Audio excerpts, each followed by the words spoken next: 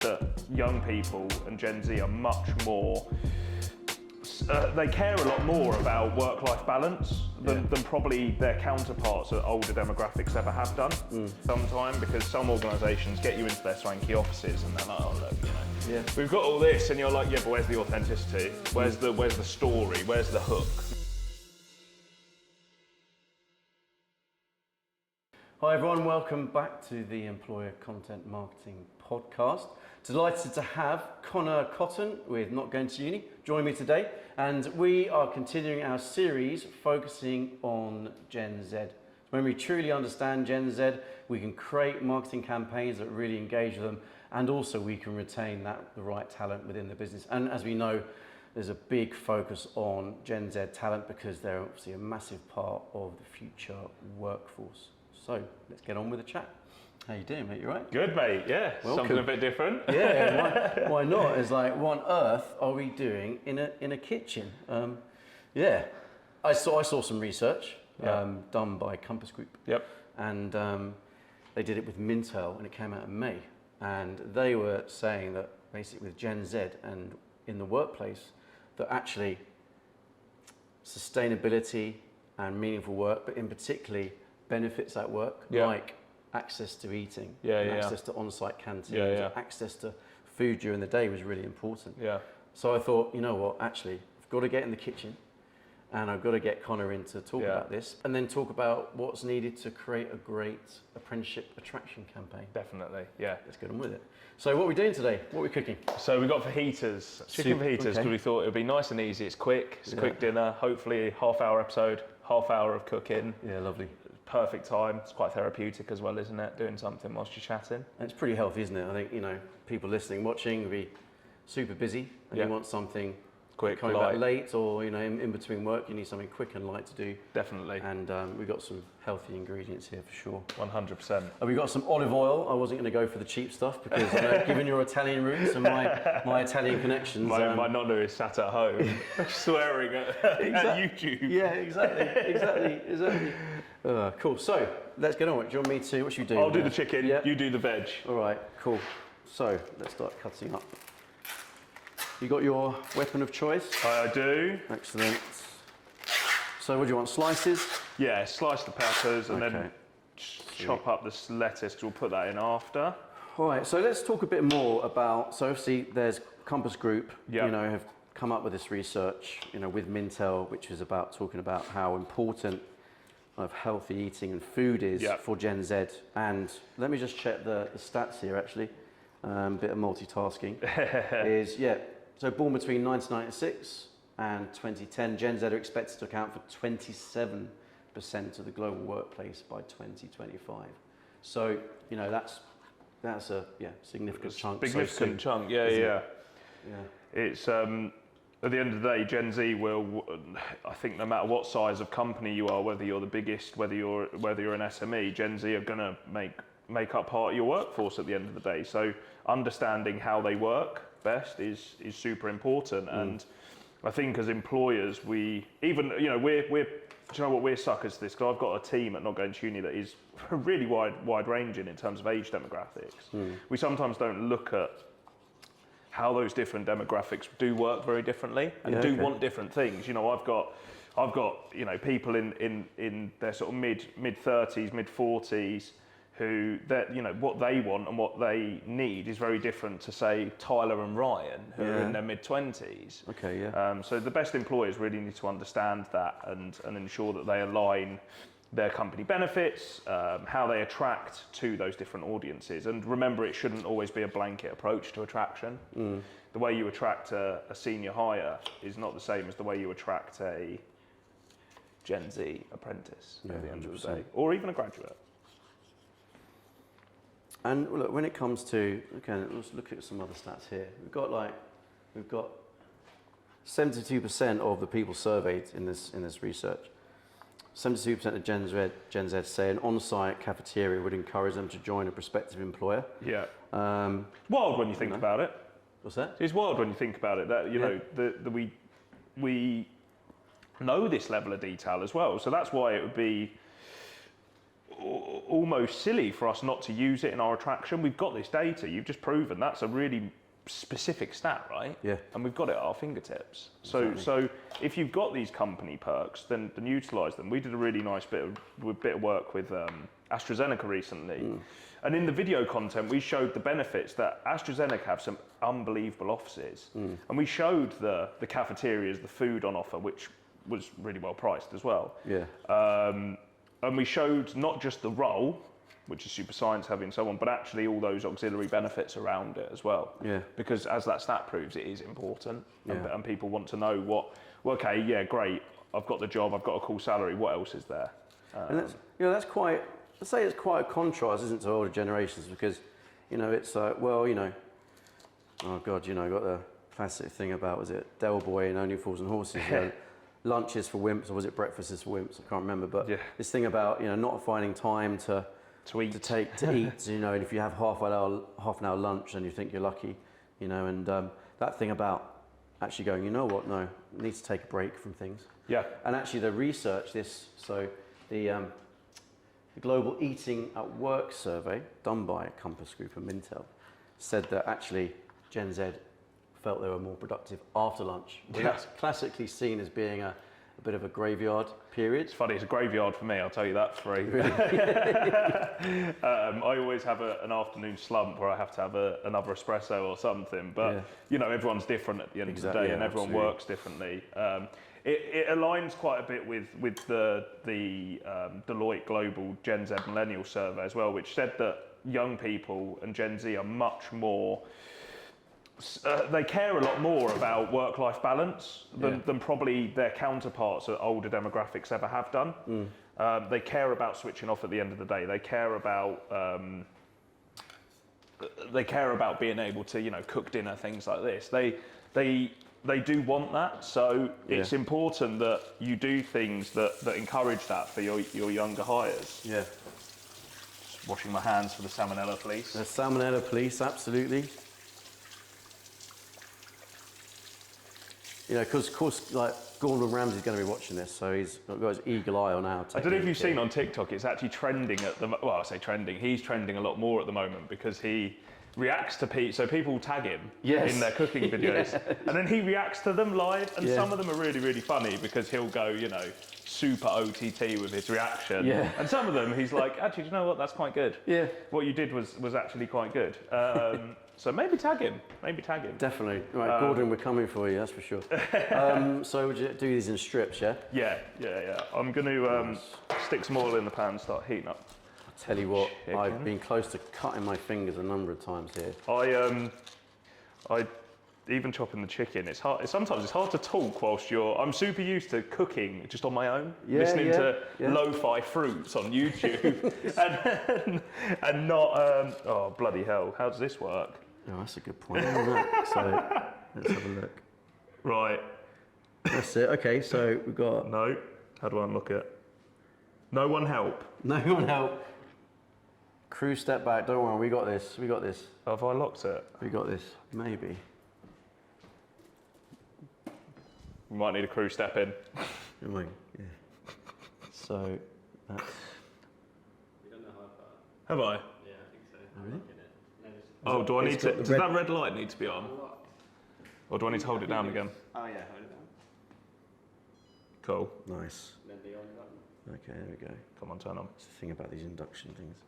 I like gas. This is great content.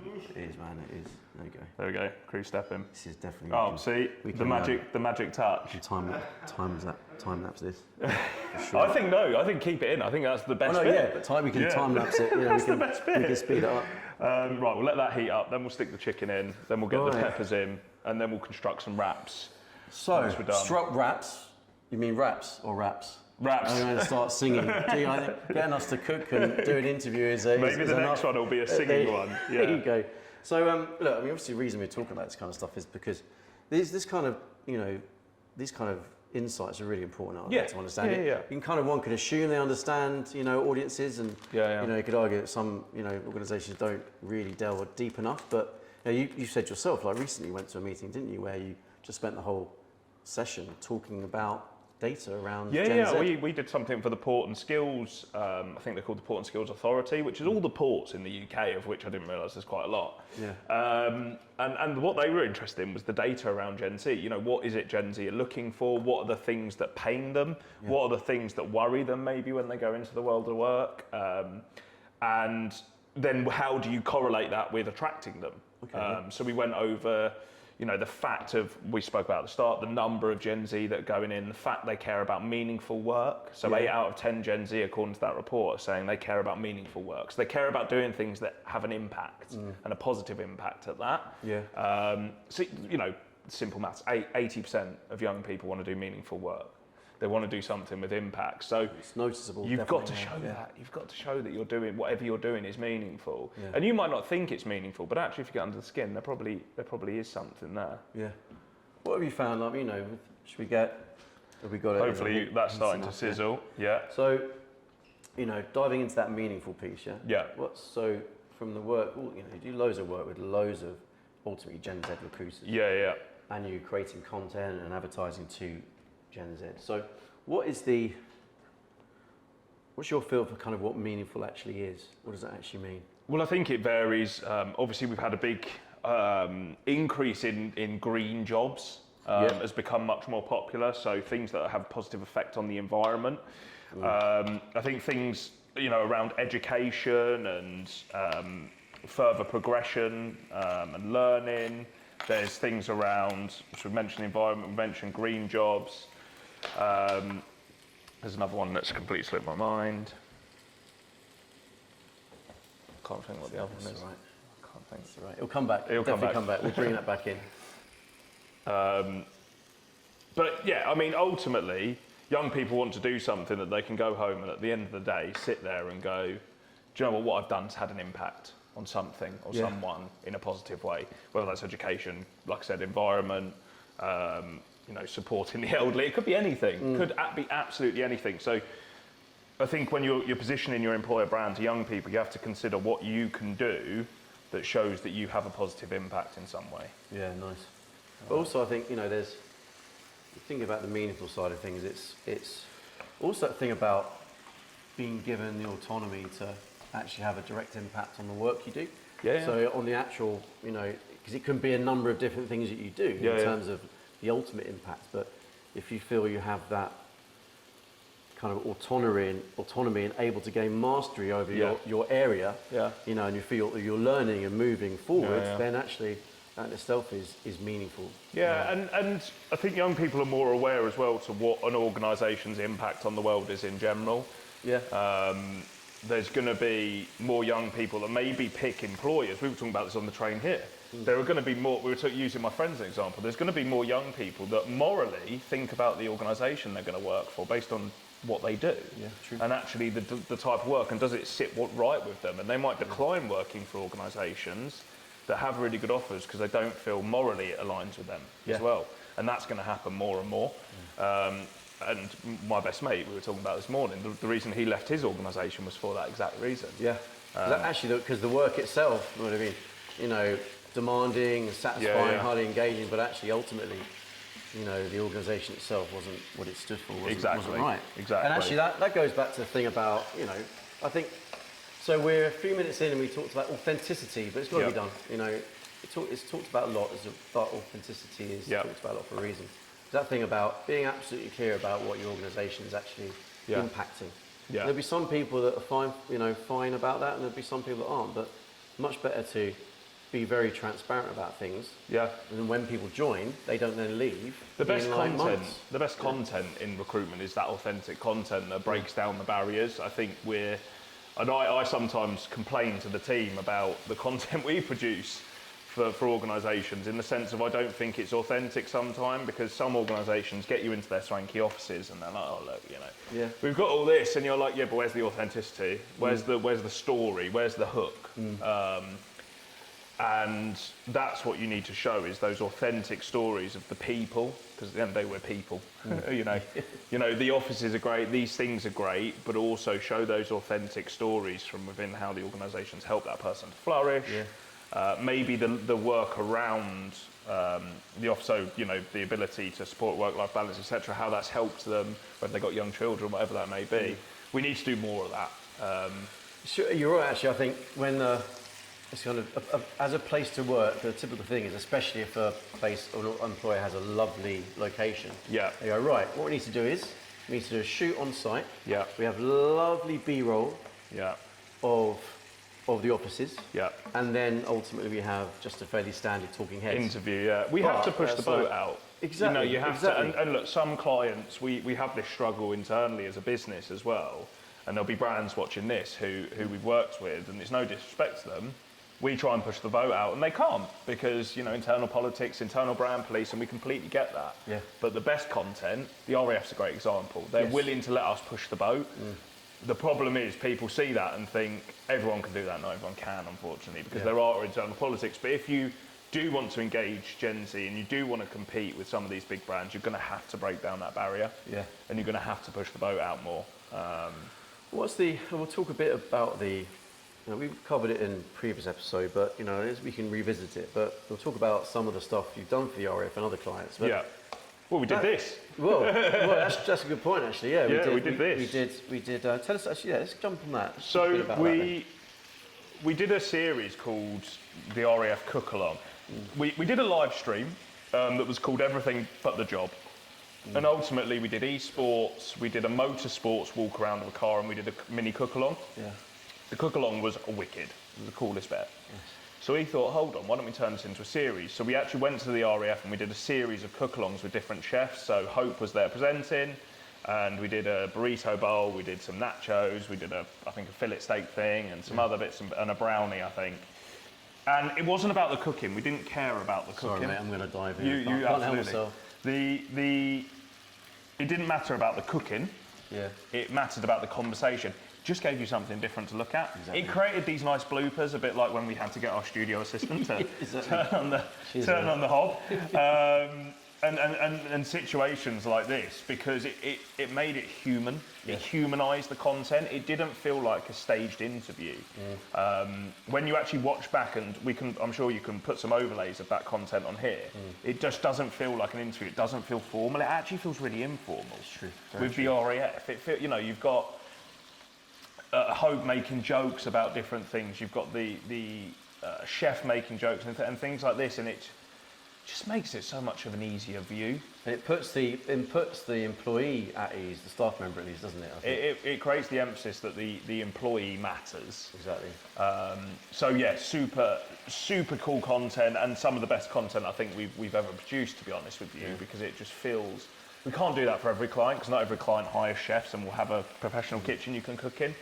But there will be some clients where we can do more stuff like that. But there's an argument of coming to spaces like this. Yeah. With, I could be stood here with, Dave, and Dave works at EY, and just cooking something whilst you chat to Dave about his apprenticeship, just because it mixes up the content, it gives you something to look at.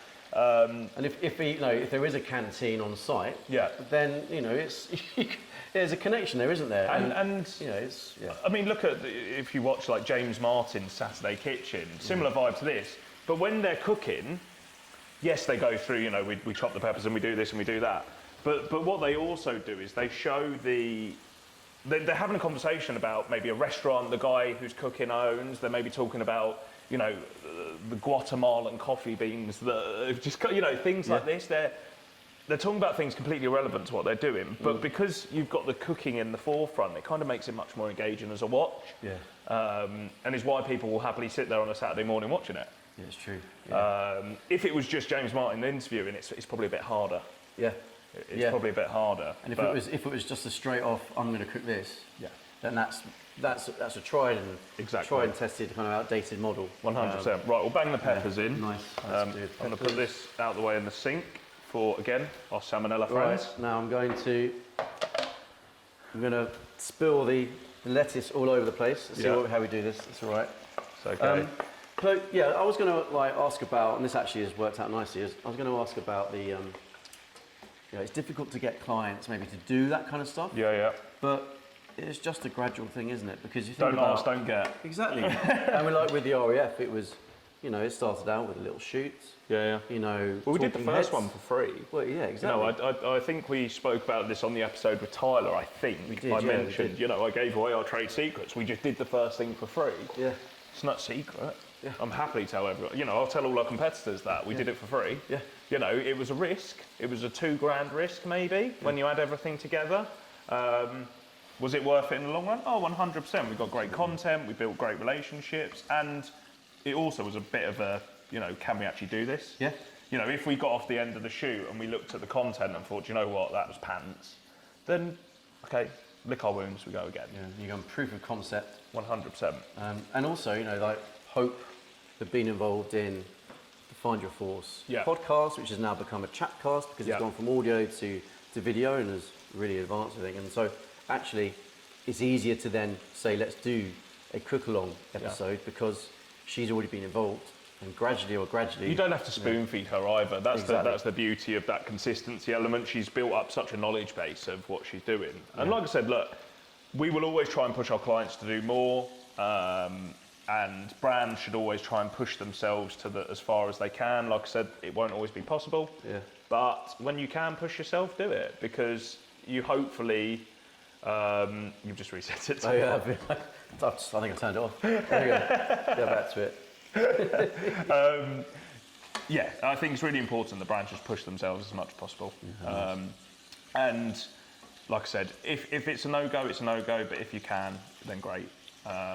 We'll chuck the season in a minute as well, once the peppers have softened a bit more. So we've talked about ingredients Yeah. to engaging with and attracting Gen Z. What else kind of comes to mind when you think about those kind of key ingredients when it comes to marketing to Gen Z? Yeah, I think going where they are, 100%. utilising things like social, you know, at the end of the day, that's the platform where young people are. You know, they use social as a daily tool. If you get most of Gen Z probably lined up in a line and you look at the analytics of their iPhones, because most of them do have iPhones, and you look at that screen time, I bet you most of it's social platforms. You know, do you remember the stats when TikTok drove out about the amount of hours spent on there? Exactly. So if you're not, as a brand, positioning yourself to utilise social, you're missing a trick. Yeah. It's one of the reasons why we've gone from being just a job board to being an end-to-end with social included, because the job board's great. Not Going To Uni is a very well-known brand. Schools will push it. We get, our SEO traffic's great, but the social helps mop up the other audience that maybe isn't aware of us, because not every young person in the UK knows Not Going To Uni. If a brand sits here and it's says, crazy, but yeah, you're right. if a brand sits here and says every young person knows who we are, it's a lie. No. It's impossible. Well, actually, and it goes to show that actually brands compete against so many things more than just competitors. The consumer brands. You compete against life. You're competing against festivals who are trying to get them to buy tickets for the summer. Companies like Chewy and Jet2 are trying to get them to go on their friends' holidays when they're 18.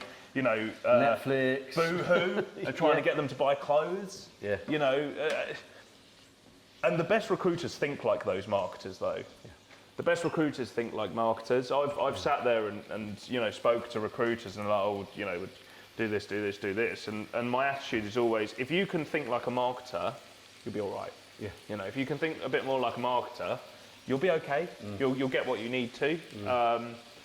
Unfortunately, they don't all think like that, but some of them are, and some of them we're supporting with them coming round to that. Yeah. And also, I think there's that thing about understanding that, the product that we're selling here is actually work, and you can't fake that. You can have in consumer, you can say you could produce a product or experience that is aspirational to what the brand really is. And that in itself enhances the life of the person who's buying it. Yeah, well, look at Whoop, the new fitness bands. They're selling a lifestyle. They're selling a healthy living, a benefits of sleep, things like this. They're not selling. They're not just saying, "Oh, it's a fitness band."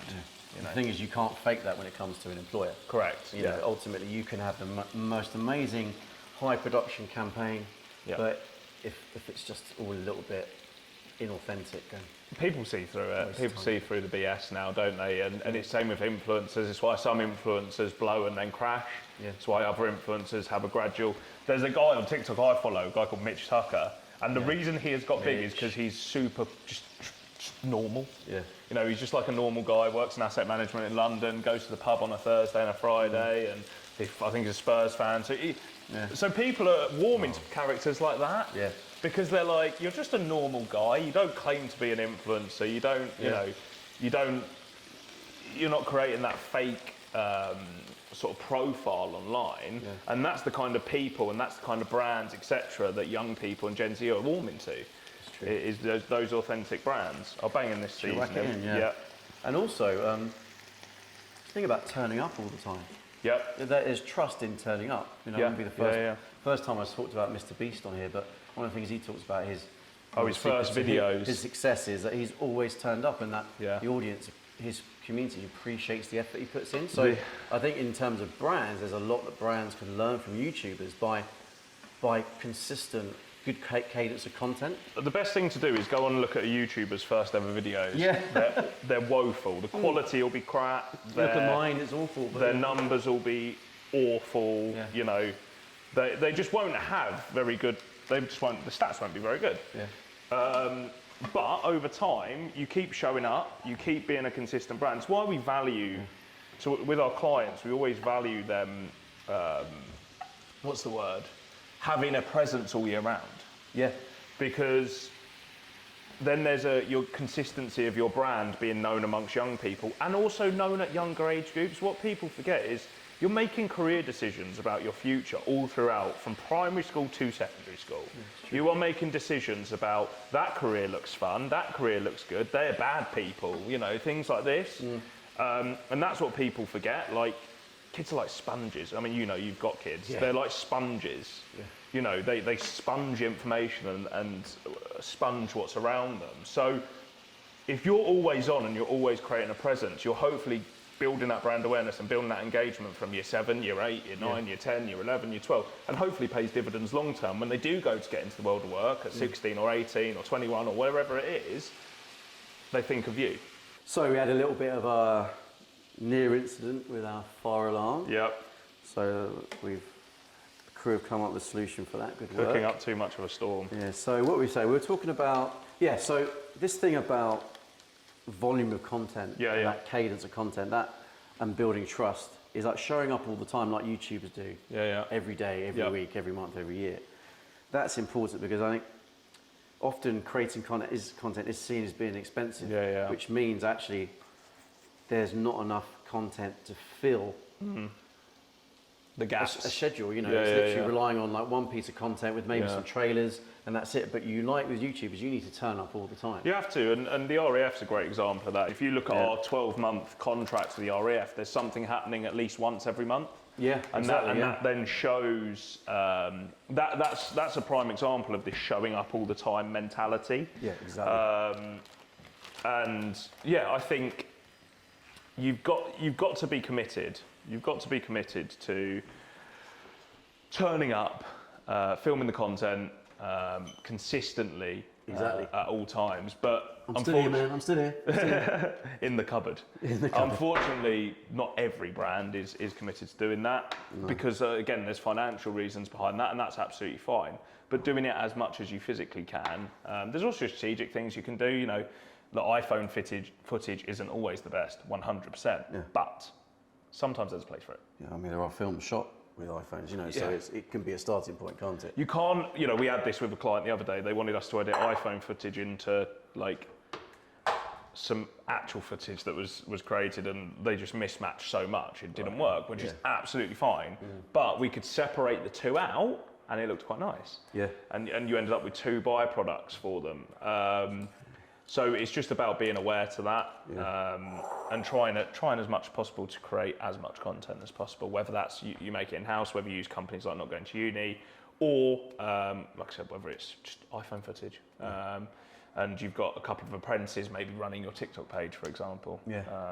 But again, it can completely vary. That then results in you turning up all the time and building trust, and ultimately that familiarity there builds that all-important connection. Yeah, it's that always on approach, which is really important. Yeah, but it's always on, not just running an ad campaign, always on, which I've often seen. It's if you have good content in the first place and producing it efficiently, and have that strategy up front, which means you can produce things quality but efficiently, then actually you can serialize it. And a Whereas, really quick win is always having a talent pool open. So our new website that's launching, what day? On Monday. coming soon, isn't it? Yeah. Is centered around every company having a join the talent pool functionality. So they can build, they can push their content, they can do this, they can have but they always have the opportunity to deliver an ROI because people can always register their interest even when you're not recruiting. Yes. Which is a really simplistic quick win for all organisations and something I don't know why we don't do more. Well, actually, that's a massive opportunity for employers of think about what you can say if you're not just saying we've got job opportunities. Yeah. And then being that utility for somebody. 100%. Actually coming up with content that's actually going to help people. And in this case, as I said before, take that first step in their career with confidence. Definitely. But let's Our plate wraps, up. our Let's wraps do should be warmed through. This is the point where they're stone cold and the oven doesn't work. Oh, bit brown. Oh yeah, they're definitely done. Yeah, they're done. They're done. And maybe that's the marker. We can put that away. Yeah, that's the. Let's just ditch that. We'll pretend that one never happened. Never happened. Oh yeah, they're nice and toasty. Superimpose like a really delicious wrap Yeah. over the top of that one. That looks really good. Right, there we go. Let's do. Tell you what, do you want to do one? I'll do the other. Yeah. Got some. I'm claiming there's scissors in here. There's not. I'll use a knife to open the salsa. Actually, should be able to just tear it, shouldn't I? Yeah.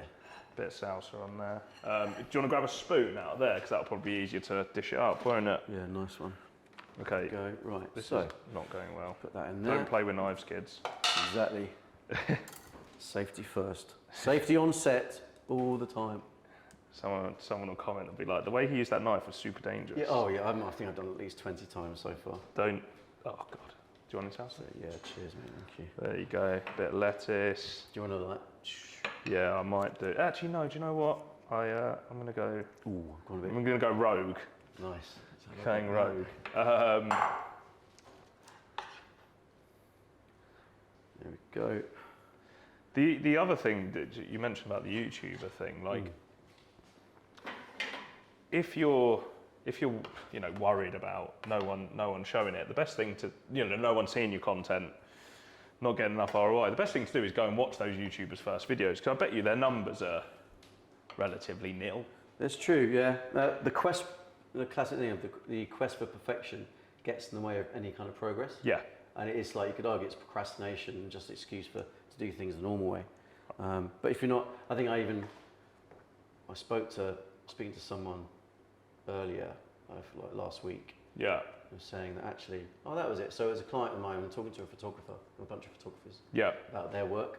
And this guy is retired photographer. He was saying, he's looked at his favourite work over his career, which is like 20 plus years. Yeah. And some of the stuff he's done recently is some of his best. And we're saying how great that is, because if you look back at your first it's shot progression. and don't see any progress, then actually it's not a good thing. Yeah. No. 100%. So I think that is it's a really good point you make there, actually, because it's about constantly trying something out and adapting it and scaling it. Experimentation can often be seen as a bit of we're not sure what we're doing. Yeah. But actually that's absolutely the right way to do it. And you could argue that big organizations are scared of experimenting because it could mean failure, but it's never failure, it's just improving what you do next time, isn't it? Exactly. So I think, yeah, you're absolutely right. Exactly. So I've nailed my role. you've done it. I think Okay, let me the art to a try. good for heat. I mean, now. not that. No, not that at all. Let's. You've overloaded. I'm telling you. I just like my chicken. You've Tastes you've overloaded. There you go. There's a trick, and it's underloading. Well, it wouldn't be me if I didn't overstack it, so I'm just going to There go we go. for it. Taste Let's test. have a taste. This is where we go. Oh, it's awful. It's raw in the middle. It's good, man. It's better than anything I've ever eaten. If I say so myself. I think. Honestly, better than any restaurant in London. Oh, guaranteed. Absolutely. Ah. And Right. what? 25 minutes, 30 minutes? You probably could have done it quicker. We were obviously nattering away the whole time, but there you go. No, it's good, man. Look, I really appreciate it. My pleasure. Yeah, well, God knows what the next episode is going to be. We're going to have to do something Playing different golf, again. I reckon. Yeah, exactly. Maybe we'll do a driving range episode. There you go. Why not? Why not? But yeah, thanks very much. Really appreciate it. My pleasure, mate. It's always good, you know, and this series has been great just to kind of delve into the world of Gen Z, and I think that it's really important to do that because, as I say, always say, fundamentally, if you don't appreciate your audience and don't 100%. understand them, then how are you going to create content? Definitely. But also, how are you going to create content that's going to find the right people? Was it 27% of Gen Z will be in the workforce in a few years' time? So just over a quarter of your employees are likely to be Gen Z by 2025. So you know you have to think about what you're doing to attract them and engage them and retain them as well. That's the other part. It's an expensive mistake if you then have to you lose them a few years down the line. Exactly. Definitely. I reckon you should ask the audience what your next one is. Yeah, definitely. You should do a poll. Definitely, yeah. Different That's activities. Let's choose. Yeah, there you go. It's like choose the most kind of extreme episode scenarios for Chris. So you could go. For that you could go like, I reckon that's a really good idea. Bungee jumping episode. I'm not coming on that one. You know. I'm not coming on that one. Right, cheers, mate. Cheers, mate. Thank you. Good stuff, man.